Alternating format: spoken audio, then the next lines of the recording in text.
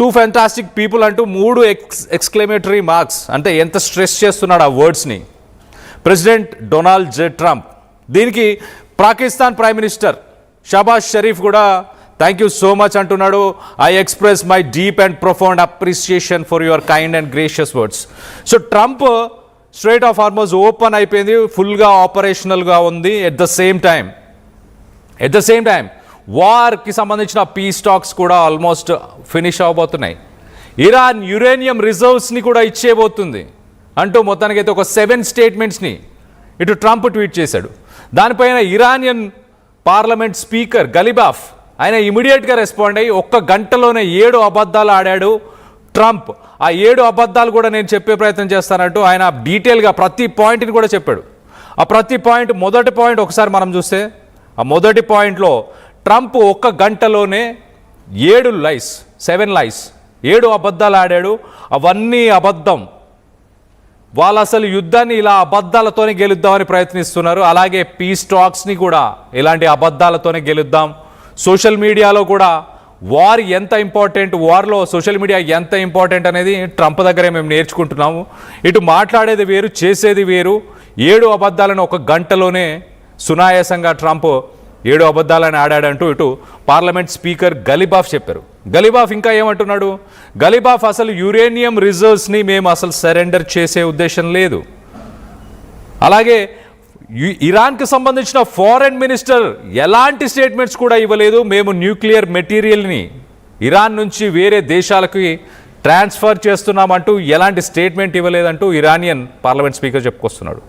Trump ఒక పక్కన strait of Hormuz open ఉంది, ఇరాన్ న్యూక్లియర్ రిజర్వ్స్ని ఇచ్చేస్తుంది, 24/7 స్ట్రైట్ ఆఫ్ హార్మోజ్ ఓపెన్ ఉంటుంది. అలాగే రానున్న 5 to 20 years దాకా కూడా యురేనియం ఎన్రిచ్మెంట్, యురేనియం రిజర్వ్స్ని ప్యూరిఫై చేయము అంటూ ఇరాన్ ఒప్పుకుంది అంటూ ఇలాంటి స్టేట్మెంట్స్ ట్రంప్ పాస్ చేస్తే, దానికి కౌంటర్ ఇస్తూ ఇటు పార్లమెంట్ స్పీకర్ ఫారెన్ మినిస్ట్రీ నుంచి అఫీషియల్గా ఎలాంటి స్టేట్మెంట్ కూడా రాలేదు కదా, అసలు మాకు అలాంటి ఆలోచన కూడా లేదు, ఇలాంటి అబద్ధాలు చెప్పి పీస్ టాక్స్ని కూడా వాళ్ళు నెగోషియేట్ చేయలేరు సరిగ్గా అంటూ ఇటు ఇరానియన్ పార్లమెంట్ స్పీకర్ గలిబాఫ్ ఆయన చెప్పుకొచ్చారు. ఇంకా ఏమంటున్నాడు గలిబాఫ్ చాలా క్లియర్గా స్ట్రైట్ ఆఫ్ హార్మోజ్ ఏదైతే ఉందో ఒక డెసిగ్నేటెడ్ రూట్ ద్వారా అక్కడ షిప్స్ ప్రస్తుతానికి ట్రాన్స్పోర్ట్ అవుతున్నాయి అక్కడ నుంచి. కానీ అది ఇరాన్ కండిషన్స్ ప్రకారం ఇరాన్కి ఒక టోల్ గేట్ పే చేసిన తర్వాతే అక్కడి నుంచి వెళ్తున్నాయి. గలిబాఫ్ చేసిన ఆ స్టేట్మెంట్స్ కూడా ఒక్కసారి చదివి వినిపించే ప్రయత్నం చేస్తా. ఇరాన్కి సంబంధించిన పార్లమెంట్ స్పీకర్ ఇటు పాకిస్తాన్లో జరిగిన చర్చలకు కూడా ఇరాన్ తరఫున ఆ డిస్కషన్స్ని ముందుకు తీసుకెళ్లే ప్రయత్నం చేసిన వ్యక్తి కూడా గలిబాఫ్. పాకిస్తాన్ ఇస్లామాబాద్కి వెళ్ళిన వ్యక్తి కూడా, ఇటు జేడీ వ్యాన్స్తో మాట్లాడడానికి వెళ్ళిన వ్యక్తి కూడా ఈ గలిబాఫే. అతను ఏమంటున్నాడు ఒకసారి వినే ప్రయత్నం చేద్దాం. The president of United states made 7 claims in 1 hour, all 7 of which are false. 1 గంటలోనే 7 స్టేట్మెంట్లు ఇచ్చాడు. ఆ 7 స్టేట్మెంట్లు కూడా ప్రతిదీ తప్పే అంటూ ఫస్ట్ పాయింట్లోనే రాశాడు. Next point, they did not win the war with these lies. ఇలాంటి అబద్ధాలు చెప్పి ఇరాన్ పైన యుద్ధాన్ని గెలవలేదు వాళ్ళు, అసలు యుద్ధాన్ని గెలవలేదు. And they will certainly not get away anywhere in negotiations either. రానున్న పీస్ టాక్స్లో, రానున్న నెగోషియేషన్ టాక్స్లో, మీడియేషన్ టాక్స్లో ఖచ్చితంగా ఇలాంటి అబద్ధాలు చెప్పి వాళ్ళు నెగోషియేషన్స్ని కూడా ముందుకు తీసుకెళ్ళలేరు అంటూ చాలా క్లియర్గా సెకండ్ పాయింట్లో మెన్షన్ చేశాడు. మరి థర్డ్ పాయింట్ కూడా చెప్పే ప్రయత్నం చేస్తా. With the continuation of the blockade the strait of Hormuz will not remain open.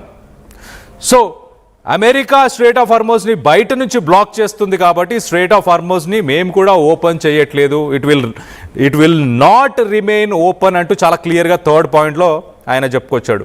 మరి ఫోర్త్ పాయింట్ కింద ఒకసారి మనం చూస్తే, passage through the strait of Hormuz will become completely a designated route and with Iranian authorization.